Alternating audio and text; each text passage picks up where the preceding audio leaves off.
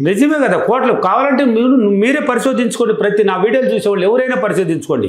కష్టపడిన వాళ్ళంతా ఎలా ఉన్నారు, ఇప్పుడు కష్టంతోనే ఉన్నారు. సులభంగా సంపాదించిన వాళ్ళు ఎలా ఉన్నారు, హ్యాపీగా ఉన్నారు. కష్టపడితే కష్టం వస్తుందండి, దాంట్లో డౌటే లేదు.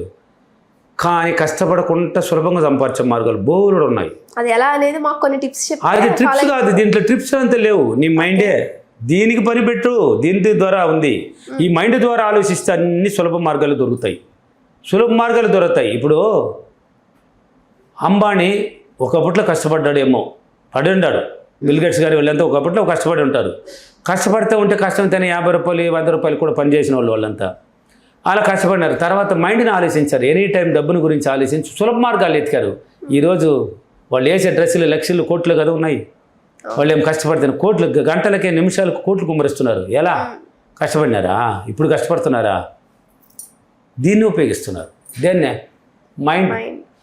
కాబట్టి నేను పెద్దోళ్ళు మాట సద్యానం మూట అన్నట్టు కూడా చాలామంది చెప్పారు కూడా.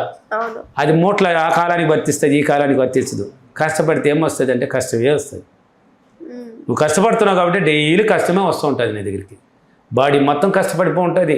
ఇంట్లోకి వచ్చిన తర్వాత అన్ని కష్టాలు కనిపిస్తుంది.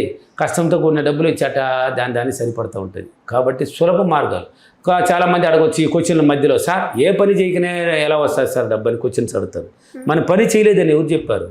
నువ్వు నిద్ర మేలుకునేదే పని కదా.